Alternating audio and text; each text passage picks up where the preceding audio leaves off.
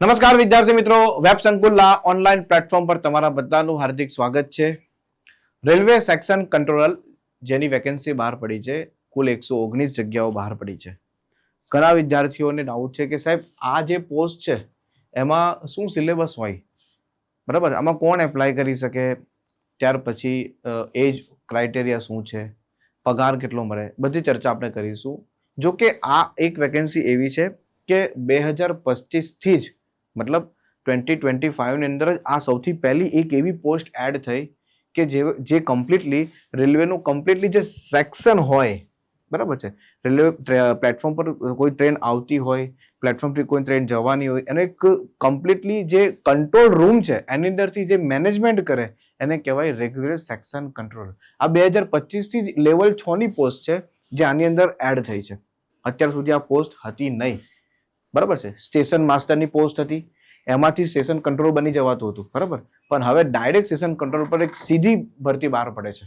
અત્યાર સુધી આ પોસ્ટ હતી જ નહીં, ખ્યાલ આવે છે. 2025થી જ આ પોસ્ટ એડ થઈ છે. પહેલા સ્ટેશન માસ્ટર બનાતું, સ્ટેશન માસ્ટર પછી આગળ રેલવે સેક્શન કંટ્રોલ જવાતું હતું, રેડી, પણ હવે ડાયરેક્ટ એની પર સીધી ભરતી થાય છે. તો વિદ્યાર્થી મિત્રો, 55,000થી વધારે પગારની આ નોકરી છે. હવે ઘણા વિદ્યાર્થીઓ કહે સાહેબ વેકેન્સી તો બહુ ઓછી છે, આમાં અમારા ચાન્સ કેટલા લાગવાના?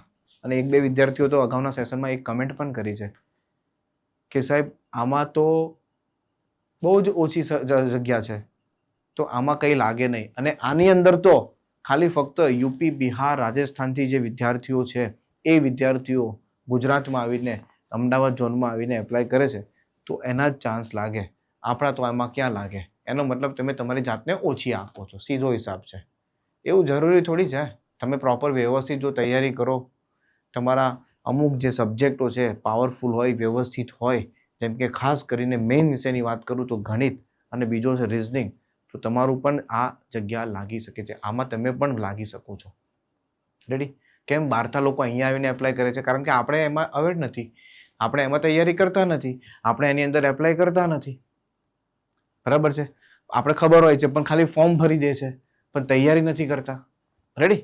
ઘણા વિદ્યાર્થીઓ મેં રેલવેમાં જોયું છે, ગુજરાતમાં ઘણા વિદ્યાર્થીઓ મિત્રો વેકેન્સી આવે છે, ફોર્મ બહાર પડે છે, તૈયારી બિલકુલ કરતા નથી, ખાલી જસ્ટ ફોર્મ ભરી દે છે, બસ. આમાં તો વેકેન્સી આવી છે, ચલો એક્ઝામ આપવા જઈશું, લાગ્યા તો ઠીક છે, ના લાગ્યો તો કંઈ વાંધો નહીં, એમ લાગવાના જ નથી. પહેલી વસ્તુ આ રેલવેમાં સંપૂર્ણપણે પ્રોપર વ્યવસ્થિત રીતે તૈયારી કરવી પડશે. અને રેલવે, હા, નો ડાઉટ, 2016માં 2019માં જે વેકેન્સીઓ બહાર પડી આમાં બહુ ઇરરેગ્યુલર હતી વેકેન્સીઓ. મતલબ વેકેન્સીઓ તો બહાર પડી જાય, બટ એક્ઝામ ખબર નહીં ક્યારે લે, શું લે, કંઈ વ્યવસ્થિત શેડ્યુલ હતું જ નહીં. પણ 2024થી રેલવે એક રેગ્યુલર વેકેન્સી બહાર પડે છે. 24માં વેકેન્સી બહાર પાડી, 25માં વેકેન્સી બહાર પાડી, 26માં એ વેકેન્સી બહાર પડે. પડે સમજ, 24ની એક્ઝામ 25માં લેવાય, 25ની એક્ઝામ 26માં લેવાય છે, 26માં જે પણ વેકેન્સી બહાર પડે બધી એક્ઝામ 27માં લેશે. તો કહેવાનો મારો મતલબ છે એક રેગ્યુલર શેડ્યુલ ફોલો થાય છે આની અંદર. અને આ વેકેન્સી 2025થી એડ થઈ છે, તો આ વેકેન્સી ઉપર રેગ્યુલર આવે છે. 2025માં 300+ જગ્યા હતી, 368+ જગ્યા હતી, આની અંદર 119 જગ્યા છે. નો ડાઉટ જગ્યા ઓછી છે, પણ પોસ્ટ પણ સારી છે ને, સમજાય?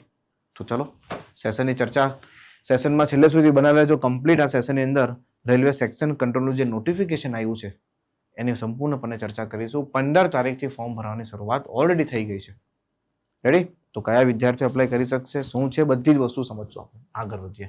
અને ખાસ કરીને બે મુખ્ય સબ્જેક્ટો, ગણિત અને રિઝનિંગ, એમાં શું પૂછાય છે એની પણ ચર્ચા કરીશું. અને રિઝનિંગ, સાયન્સ, ત્યાર પછી જીકે, જીએસ શું કેટલું હશે એની અંદર, કે હશે કે નહીં હશે, એની પણ ચર્ચા કરીશું, રેડી. ચાલો આગળ વધીએ. તો સૌથી પહેલા નોટિફિકેશનને જરા શોર્ટમાં સમજી લઈએ. તો નોટિફિકેશન આવી ગયું છે, 15 તારીખથી ફોર્મ ભરવાની પ્રક્રિયા થઈ છે, 14 તારીખ લાસ્ટ ડેટ છે ફોર્મ ભરવાની. ફોર્મમાં કોઈ સુધારા વધારા હશે તો 17 તારીખથી લઈને 26 તારીખની વચ્ચે તમે ફોર્મમાં સુધારા વધારા કરી શકશો. પણ એક વસ્તુ ખાસ ધ્યાન આપજો, કોઈ પણ ઝોન સિલેક્ટ કરો. વિદ્યાર્થી મિત્રો આમાં બહુ પ્રોબ્લેમ થાય છે. ઝોન સિલેક્ટ કરો, જેમ કે તમે અમદાવાદ ઝોન સિલેક્ટ કરો, કે મુંબઈ ઝોન સિલેક્ટ કરો, કે અજમેર ઝોન સિલેક્ટ કરો, તો કોઈ પણ ઝોન સિલેક્ટ કરો, એ સિલેક્ટ જોઈ વિચારીને કરજો, કારણ કે એ ચેન્જ નહીં થશે. આ ફોર્મમાં સુધારા વધારા કરવા હોય તો પહેલા ઝોન સિલેક્ટ કરતી વખતે ધ્યાન આપજો. ઝોન અને તમારું નામ, તમારી ઈમેલ આઈડી, તમારો કોન્ટેક્ટ નંબર, આ બધી વસ્તુ જે છે એ એકદમ પ્રાયોરિટી બેઝ પર છે. એમાં કોઈ ચેન્જ થશે નહીં, બાકી બધામાં ચેન્જ થઈ શકશે. રેડી? તો ખાસ ધ્યાન આપજો, ઝોનમાં ચેન્જ થશે નહીં. આગળ વધીએ. સૌથી પહેલા વાત કરીએ તો સેક્શન કંટ્રોલ નામની પોસ્ટ છે. લેવલ 6 ની ભરતી છે. 35,400 બેઝિક પે છે. ભથ્થા સાથે પગાર 55,000 આસપાસ છે. ત્યાર પછી A2 મેડિકલ સ્ટાન્ડર્ડ છે. આનું એ પણ સમજીશું શું છે. 20 થી 30 વર્ષ 33 વર્ષના વિદ્યાર્થીઓમાં એપ્લાય કરી શકે છે. ST SC હોય તો 5 વર્ષ, OBC હોય તો 3 વર્ષ એજ રિલેક્સેશન મળશે. અને કુલ 119 જગ્યાઓ છે. ચાલો નેક્સ્ટ. તો સૌથી પહેલા વાત કરીએ તો આ એક ગ્રેજ્યુએટ લેવલની પોસ્ટ છે. એજ લિમિટની વાત કરીએ તો દરેક માટે અલગ અલગ ડેટો પણ આપેલી છે.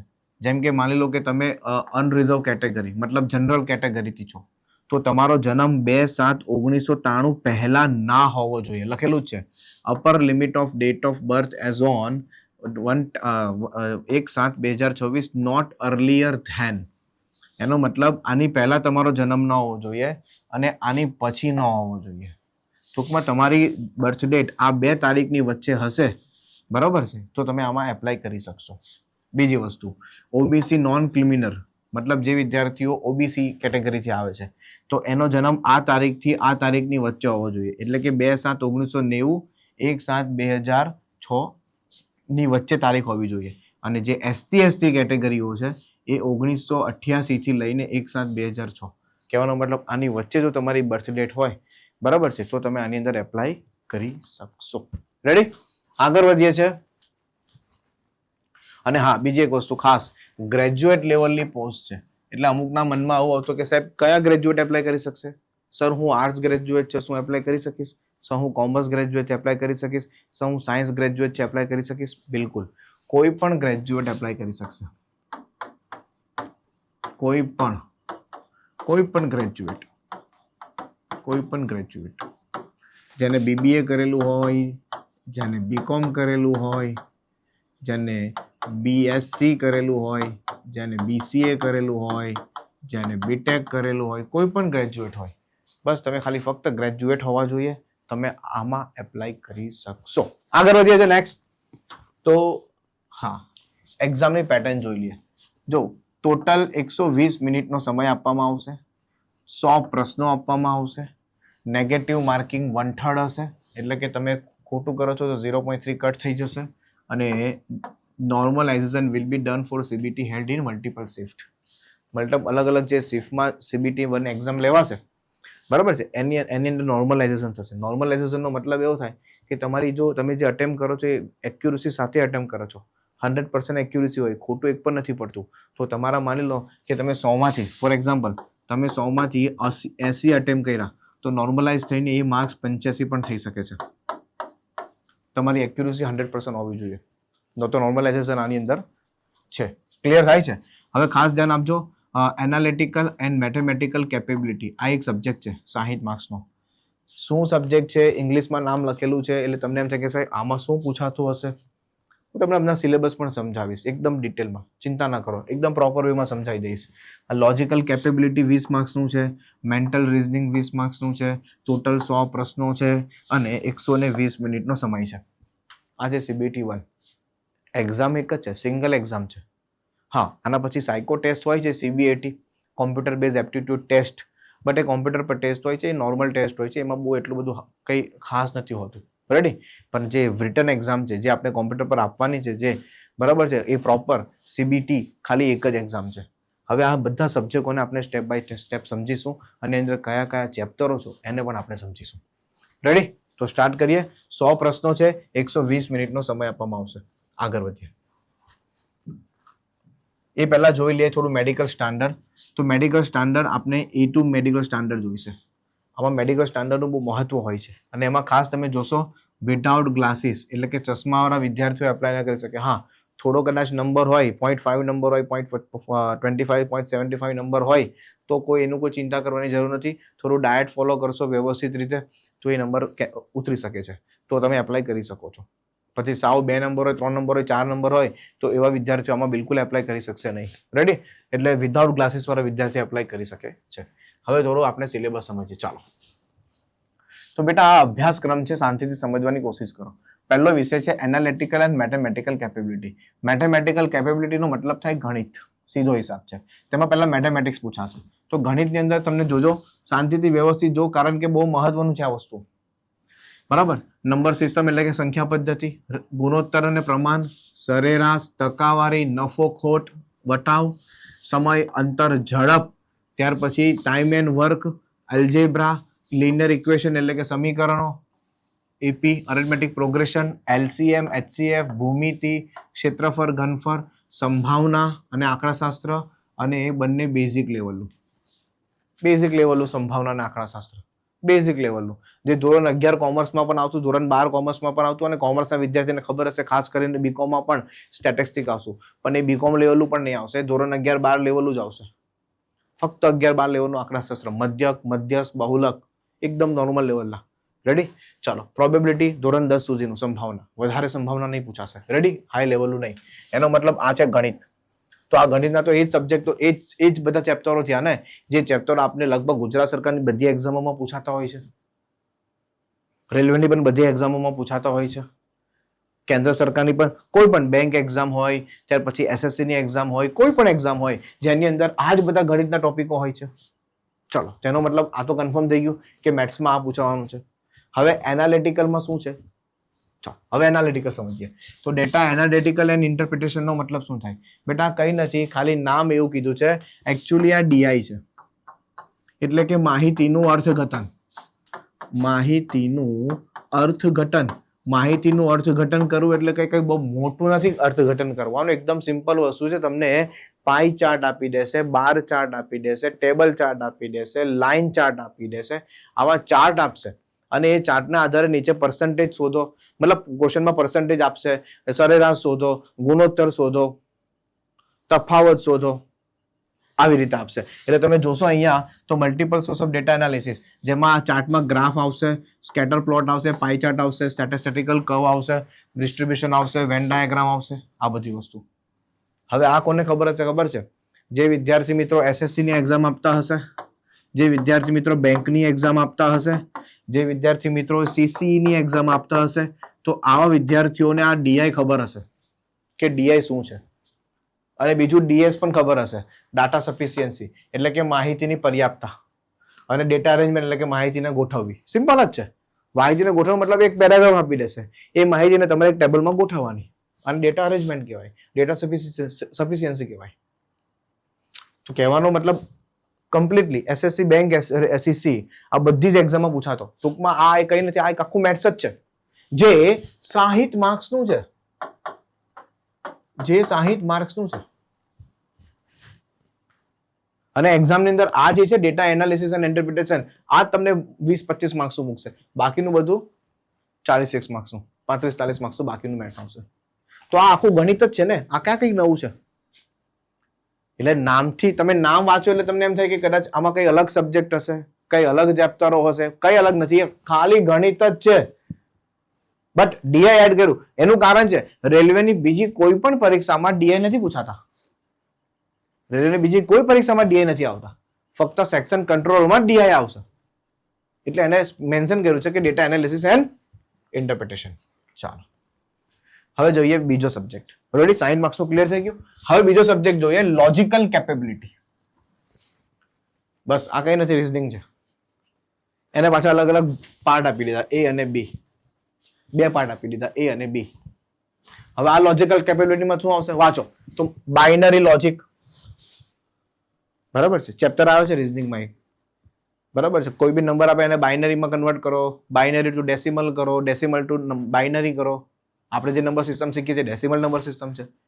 તમને બાઇનરીમાં ઓક્ટામાં કે તમને કન્વર્ટ કરવાનું, હેક્સામાં કે તમને કન્વર્ટ કરવાનું.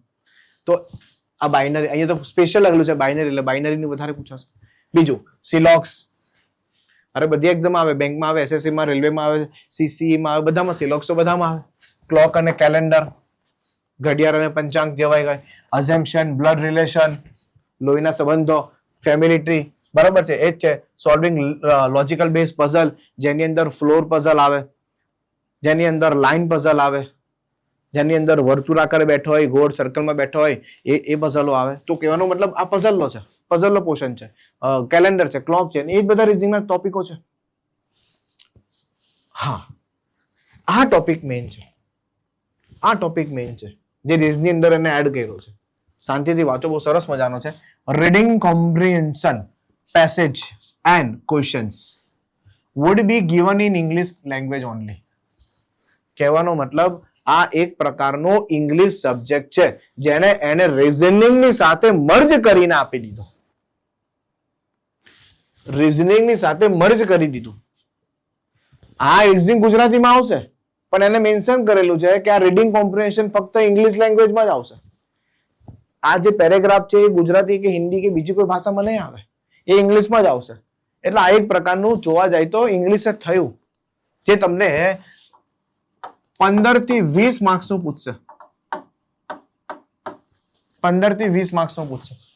હવે તમે જો આની અંદર આ જે બીજો ટોપિક છે એ કેટલા માર્ક્સનો છે તમે જોઈ શકો. જો બીજો ટોપિક 20 માર્ક્સનો છે ટોટલ, સોરી 20 માર્ક્સનો લોજિકલ કેપેબિલિટી છે.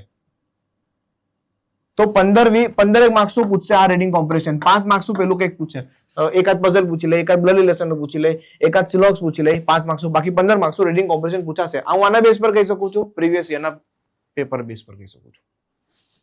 રેડી? તો કહેવાનો મારો મતલબ છે કે 15-20 માર્ક્સનું તમને એ પૂછશે. રેડી? હવે એ કયા કયા ટોપિકો, એને એ પણ કીધેલું છે કે કયા કયા ટોપિક પર એ પેરેગ્રાફ આપશે.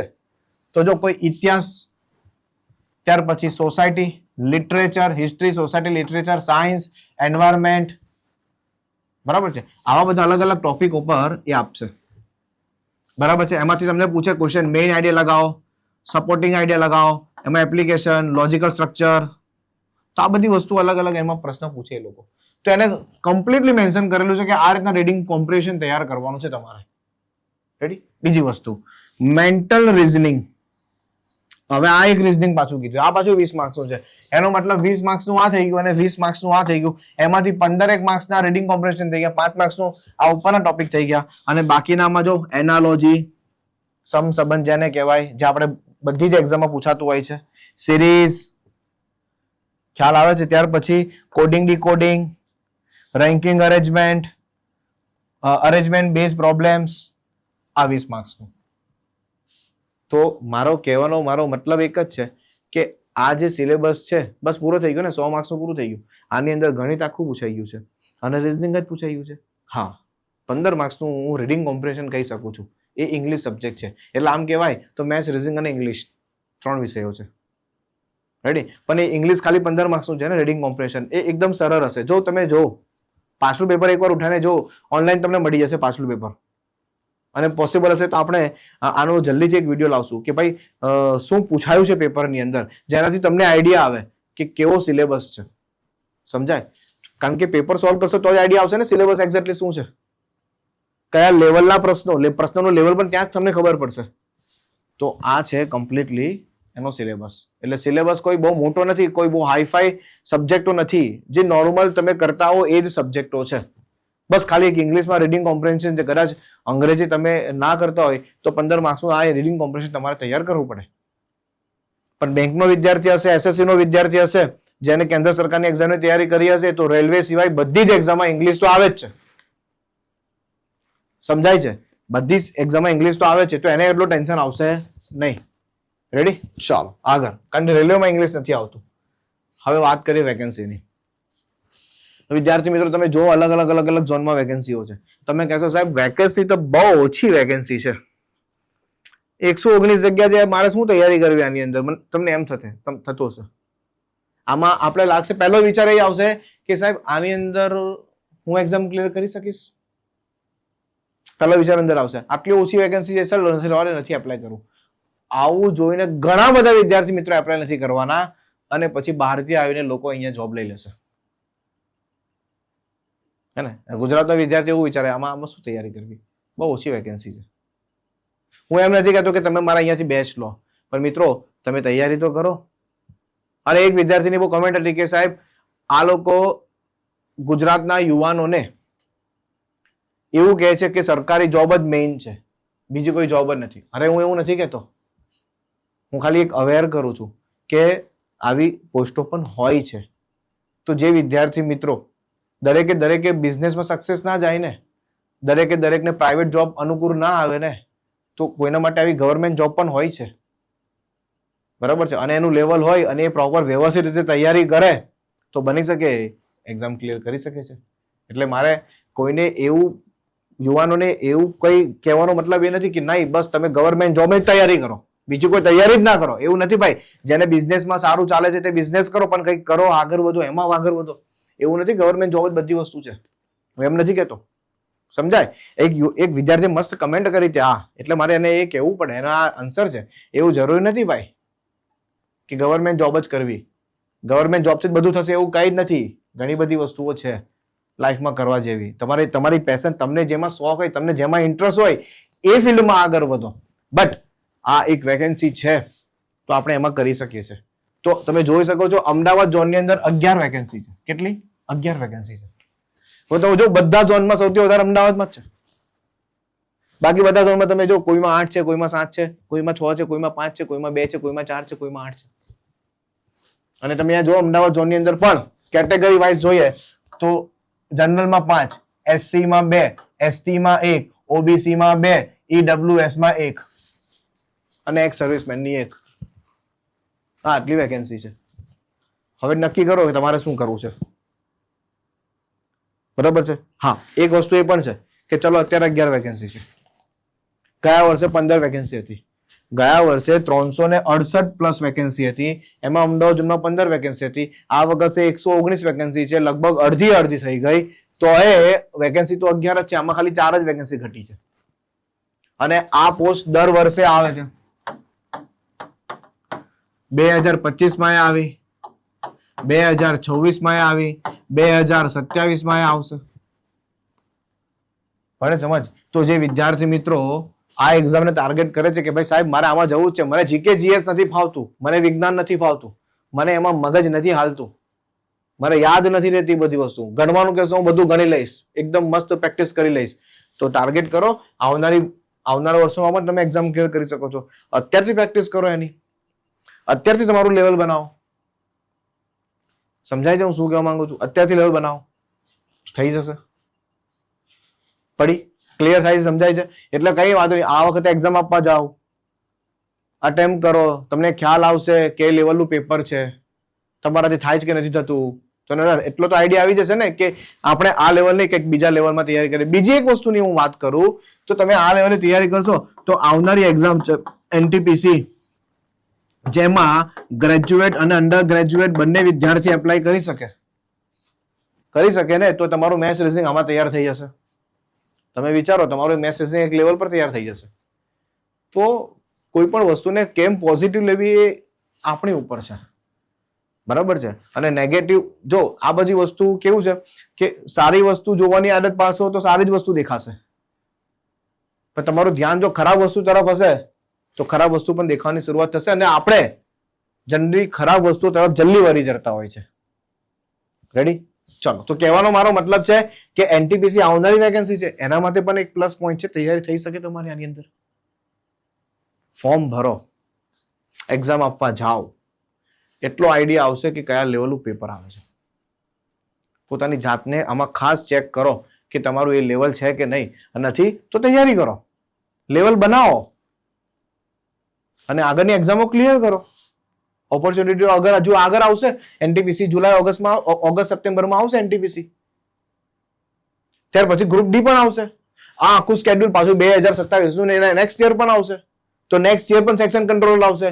તો એને ટાર્ગેટ કરો કે ના સર વાંધો નહીં, આ વખતે ઓછી વેકેન્સી છે, ભલે હું ફોર્મ ભરીશ, તૈયારી કરીશ, પણ નેક્સ્ટ યરની જે 27 ની એનટીપીસી આવશે, સેક્શન કંટ્રોલ આવશે, એને હું પાડી દઈશ, કેમ કે મારી એક વર્ષની પ્રોપર તૈયારી થઈ ગઈ છે.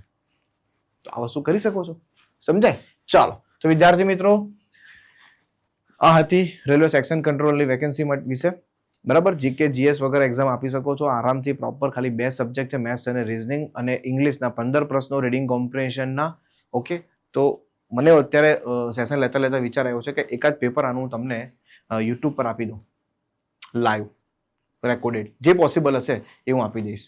તો યુટ્યુબ પર આનું જો એકાદ લેક્ચર તમને મળી જાય ને તો તમને એક્ઝેક્ટ આઈડિયા આવે છે પેપરનું કયા લેવલનું આવે છે, એટલે તમને ખબર પડે, તમને તૈયારી કરવાની ખબર પડે. રેડી? કરવી ના કરવી એ તમારું ડિસિઝન છે, પણ તમને એટલીસ્ટ એટલો આઈડિયા આવી જાય કે કયા લેવલનું પેપર આમાં આવે છે. બેંકના વિદ્યાર્થીઓ ખાસ ધ્યાન આપે, સ્પેશિયલી બેંકના વિદ્યાર્થીઓ ખાસ ધ્યાન આપે, તમે એક્ઝામ પાડી શકો છો. કારણ કે બેન્કિંગના વિદ્યાર્થીઓનું એક લેવલ હોય છે બાકીના વિદ્યાર્થીઓ કરતા, કારણ કે એમાં મેથ્સ રીઝનિંગ એ લેવલનું પૂછાય છે, ખાસ કરીને મેથ્સ. રેડી? ચાલો, તો SSC banking railway by web Sankul આપણી આ યુટ્યુબ ચેનલ છે. આની પર આપણે એવું હોય તો એક પેપર લાવશું. રેડી? સેક્શન કંટ્રોલરનું આપણે એક પેપર લાવી સોલ્વ કરાવશું. ઓકે, તો એના માટે આ ચેનલ જોઈન કરી લેજો. આ ચેનલનું નામ છે, બરાબર. અને બીજી વસ્તુ, એની પીડીએફ તમને આ ટેલિગ્રામ ચેનલમાં મળશે. આ ટેલિગ્રામ ચેનલ છે ભાઈ, બરાબર છે. આ શું છે? ટેલિગ્રામ ચેનલ છે. તો ટેલિગ્રામ ચેનલમાં પણ તમે જોડાઈ જજો. ટેલિગ્રામ ચેનલ નામ પણ આ જ છે. તેની અંદર તમને સોલ્યુશન વાળી પીડીએફ આની અંદર મળશે. પ્લસ કોઈ પણ નોટિફિકેશન આવતું હોય, કંઈ પણ આવતું હોય, તે બધી વસ્તુઓ તમને આ યુટ્યુબ ચેનલ પર અને આ ટેલિગ્રામ ચેનલ પર મળી જશે. તો મળીએ છીએ નેક્સ્ટ સેશનની અંદર, જેની અંદર આપણે કમ્પ્લીટલી પેપર સોલ્વ કરીશું. બરાબર? કા રેકોર્ડ હશે, કા લાઈવ હશે, જેવો ટાઈમ મળશે એ પ્રમાણે એક મસ્તીનું પેપર હું તમને આપીશ, રેલવે સેક્શન કંટ્રોલરનું, જેથી તમને આઈડિયા આવે પેપર કયા લેવલનું આવે છે. ઠીક છે? મળીએ. Thank you so much. જય હિન્દ, જય ભારત.